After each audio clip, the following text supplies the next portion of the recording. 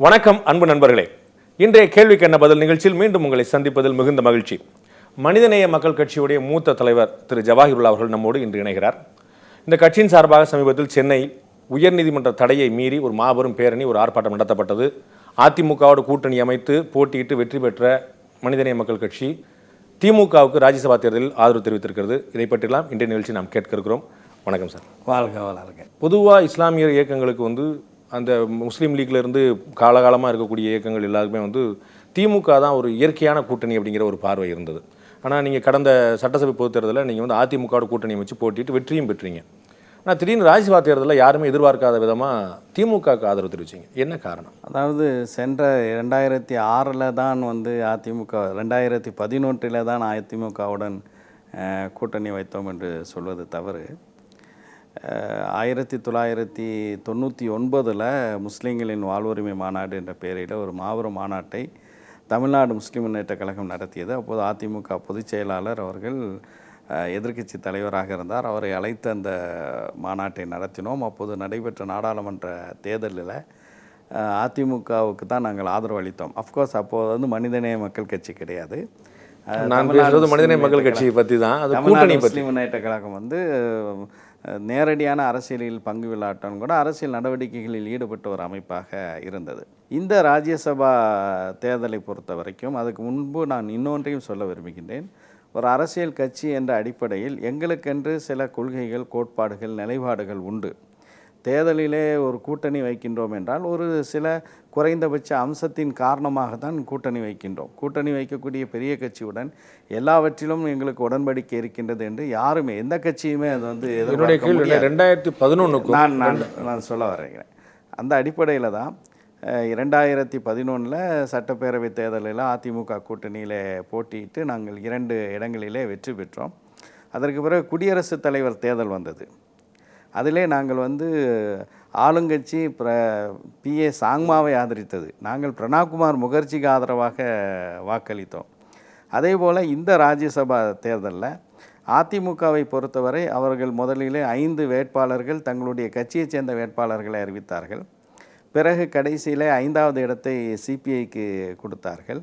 இந்த 5 வேட்பாளர்களும் வெற்றி பெறுவதற்கு போதுமான வாக்குகள் அதிமுகவிடம் இருந்த சூழலில் எங்களுடைய வாக்கை நாங்கள் வீணாக்க விரும்பவில்லை. எனவே நாங்கள் திராவிட முன்னேற்ற கழகத்திற்கு ஆதரவை அளிக்க வேண்டிய ஒரு நிலை ஏற்பட்டது. இன்னொன்றையும் நான் சொல்ல விரும்புகின்றேன். ஒரு கூட்டணி அப்படின்னு சொல்வதே பொருத்தம் இல்லாதது. காரணம் என்னென்னா, கூட்டணி என்பது தேர்தலோடு முடிவடைந்து விடுகிறது. தேர்தல் உடன்பாடு தான் கூட்டணி என்று சொல்ல வேண்டும் என்றால் நீங்கள் கேரளாவுக்கு தான் செல்ல வேண்டும். அங்கே இடது முன்னணி இருக்கின்றது, அதே போல் காங்கிரஸ் தலைமையிலான முன்னணி இருக்கின்றது. அங்கே அந்த தேர்தலில் மட்டுமல்ல, தேர்தலில் வெற்றி பெற்ற பிறகு அமைச்சரவை அமைப்பதிலிருந்து அந்த ஆட்சியினுடைய முக்கிய முடிவுகள் எடுப்பதிலிருந்து எல்லாவற்றையுமே கூட்டணியை கலந்து பேசுகிறார்கள். இங்கே திமுகவோ அதிமுகவோ, நான் ஒரு குறிப்பிட்ட கட்சியை குறை சொல்லவில்லை, இங்கே தேர்தலில் கூட்டணி வைத்ததோடு சரி. அதற்கு பிறகு அந்த ஆட்சியினுடைய போக்கு, அந்த ஆட்சியினுடைய முக்கியமான கொள்கை முடிவுகளெல்லாம் கூட்டணி கட்சிகளை யாரும் கலந்த ஆலோசனை செய்வதில்லை. அதிமுகவுடைய ஆட்சியில் உங்களுக்கு கொள்கை முரண்பாடு இருக்கிறதா புரிஞ்சுக்கலாமா? உதாரணமாக நிறைய கொள்கை முரண்பாடுகள் இருக்கின்றது என்பது ஒரு பக்கம் இருக்க, அது 2வது விரிவாக பேச வேண்டிய விஷயம்.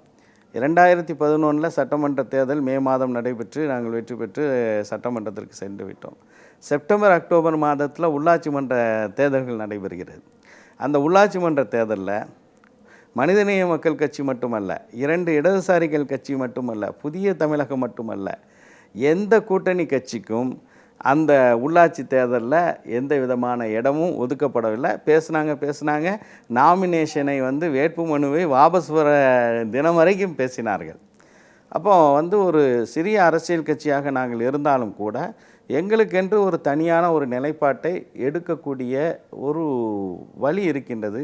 அதையெல்லாம் செய்து காட்டக்கூடிய ஒரு வாய்ப்பு எங்களுக்கு கிடைக்கும்போது, ராஜ்யசபா தேர்தல் கிடைக்கும்போது அதை நாங்கள் பயன்படுத்தி கொண்டோம். இது அதிமுகவுடைய முதுகில் குத்தும் விஷயம் சொல்லி பார்க்க முடியாதா? நிச்சயமாக முதுகில் குத்தக்கூடிய விஷயம் என்று பார்க்க முடியாது. காரணம் என்னவென்றால், நாங்கள் 3 தொகுதிகளிலே போட்டியிட்டோம்.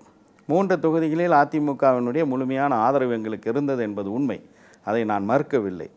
ஆனால் எஞ்சி இருக்கக்கூடிய 231 தொகுதிகளில் அதிமுகவும் அந்த கூட்டணியில் இருக்கக்கூடிய வேட்பாளர்களும் வெற்றி பெறுவதற்கு மிகப்பெரிய மக்கள் ஆதரவை பெற்ற தமிழகத்தினுடைய பட்டி தொட்டியெல்லாம் விரும்பி இருக்கக்கூடிய எங்களுடைய கட்சியினர் உழைத்திருக்கிறார்கள். குறைந்தபட்சம் 80 தொகுதிகளில் அதிமுக வேட்பாளர்கள் வெற்றி பெற்றதற்கு எங்களுடைய கட்சி காரணமாக இருக்கின்றது என்பதை மறந்துவிடக்கூடாது. எனவே முதுகில் குத்துவது என்பது என்ற பேச்சுக்கே இடமில்லை. ஸோ முதுகில் குத்தலை அப்படின்னு சொல்லி சொல்கிறீங்க. அதே போக எங்களுடைய ஓட்டுகள் வீணாயிடக்கூடாதுங்கிறக்காக இந்த மாதிரி பண்ணோம்னு சொல்லி சொன்னீங்க. ஒருவேளை அதிமுகவுடைய சம்மதத்தோடு இந்த நடவடிக்கை நடந்திருக்குமோ, தேமுதிகவை வெற்றி பெறாமல் செய்வதற்காக? இல்லை, நிச்சயமாக அந்த மாதிரியான ஒரு நிலையே கிடையாது. இது எங்களுடைய ஒரு இண்டிபெண்டன்ட் ஸ்டாண்ட், சுயேட்சையான ஸ்டாண்ட். எனவே எங்களுடைய முடிவில் அதிமுகவுக்கு பாதகம் இல்லை. ஏனென்றால் அதிமுகவினுடைய அணியிலே போட்டியிட்டு 5 பேரும் வெற்றி பெற்றார்கள் என்பது உண்மை. அதனால தான் சந்தேகமே வரும். ஆனால் நிச்சயமாக அப்படி அல்ல. இது நாங்களாக, ஏனென்றால் கடைசி வரைக்கும் அதிமுக சார்பாக மூத்த அமைச்சர்கள் எங்களுடன் பேச்சுவார்த்தை நடத்தினார்கள். அந்த பேச்சுவார்த்தையில் எங்களுடைய ஆதரவு வேண்டும் என்று அவர்கள் கேட்டுக்கொண்டார்கள். நாங்கள் ஆதரவு கொடுத்திருந்தால் அவர்களுக்கு உபரி வாக்குகள் வந்திருக்கலாம். ஆனால் நாங்கள் ஒரு நிலைப்பாட்டை எடுத்து விட்டோம். திமுக தரப்புலேருந்து உங்கள்கிட்ட பேசினாங்களா? ஏன்னா நேரடியாக நீங்கள் போய் திமுகவுடைய தலைவர் வீட்டில் போய் பேசினது தான் நம்ம பார்த்தோம். அவங்களுக்கு ஆதரவு தெரிவிக்கணும். அவங்க தரப்புலேருந்து பேச்சுவார்த்தை நடத்துன மாதிரி எதுவும் தெரியல. இல்லை, தவறு. அவர்கள் எங்களுடன் பேச்சுவார்த்தை நடத்தினார்கள். முன்னாள் அமைச்சர்கள் பொன்முடி, ஏவா வேலு, மைதீன் கான் இவர்கள் மூவரும் எங்களுடைய அலுவலகத்திற்கு எங்களிடம் ஆதரவு கேட்டதனுடைய அடிப்படையிலே தான் நாங்கள் திராவிட முன்னேற்ற கழகத்தினுடைய தலைவர் அவர்களை அவர்களுடைய வீட்டில் சென்று சந்தித்தோம். விஸ்வரூபம் பிரச்சனையில் கூட உங்களுக்கு மிகப்பெரிய ஒரு மாற்று கருத்து இருந்தாலும் கூட தமிழக முதல்வர் முழுமையாக அவங்களை ஆதரித்தார். அப்படிப்பட்ட ஒரு ஆதரவு இருக்கும்போது அவர்களுக்கு உபரி வாக்கு கொடுத்தாலுன்னா கொடுக்காவிட்டாலும் உபரியாக ஒரு வாக்கு இருக்குது என்பதற்காக அவருடைய எதிர்க்கட்சி கொடுப்பது சரியான விஷயமா பார்க்கும். அதாவது ஒரு அரசியல் அரங்கத்தில் நம்ம பார்க்கும்போது நிச்சயமாக விஸ்வரூபம் பட விஷயத்தில் நம்முடைய தமிழக முதலமைச்சர் அவர்கள் ஒரு சிறப்பான வகையில் நியாயத்திற்காக நின்றார்கள் என்பதில் மறுப்பதற்கில்லை. ஆனால் தொடர்ச்சியாக நாங்கள் பல்வேறு கோரிக்கைகளை, பொதுவான கோரிக்கைகள், எங்களுடைய சமுதாயம் சார்ந்த கோரிக்கைகளை சட்டமன்றத்திற்கு உள்ளேயும் சட்டமன்றத்திற்கு வெளியேயும் நாங்கள் எடுத்து வைக்கின்றோம். உதாரணமாக சொல்ல வேண்டுமென்றால் 2011 சட்டப்பேரவை தேர்தல் நடைபெற்ற போது அதிமுகவினுடைய பொதுச் செயலாளர் இன்றைய முதலமைச்சர் ஜெயலலிதா அவர்கள் முஸ்லீம்களுக்கான இடஒதுக்கீடு அதிகரித்து தரப்படும் என்று பல்வேறு ஊர்களில் தேர்தல் பிரச்சார கூட்டங்களிலே பேசினார். அதேபோல் முஸ்லீம் திருமண பதிவு சட்டத்தில் உரிய திருத்தங்கள், முஸ்லீம் சமூகம் கேட்கக்கூடிய திருத்தங்கள் செய்யப்படும் என்பதையும் அவர் தேர்தல் பிரச்சார கூட்டங்களிலே பேசியிருக்கின்றார். இதை நாங்கள் பலமுறை சட்டமன்றத்தில் வலியுறுத்தியிருக்கின்றோம். நான் சொல்ல வேண்டுமென்றால் சட்டமன்றத்தில் 8 முறை நான் பேசியிருக்கின்றேன். ஸோ அவர் எங்களுடைய கோரிக்கைகள் தொடர்பாக நிறைவேற்றுவது என்பது ஒன்று. இரண்டாவது இது சம்பந்தமான ஒரு கோரிக்கை சட்டமன்றத்தில் வைக்கப்பட்டிருக்கின்றது.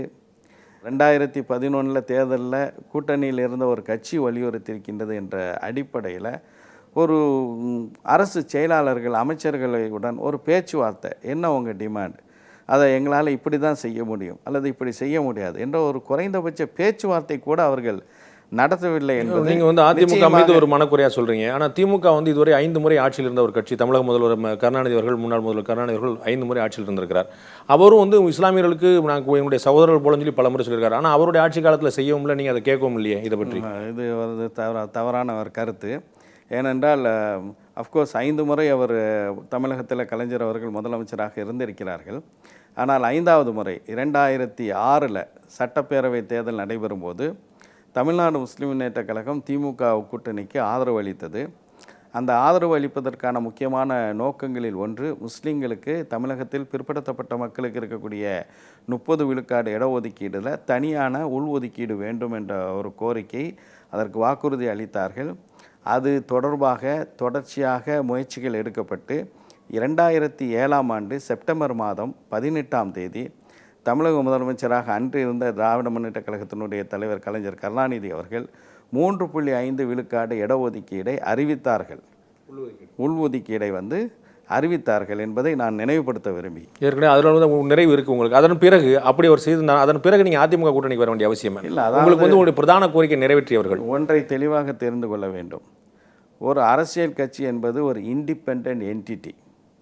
அது ஒரு சுதந்திரமான தனியான ஒரு கட்சி.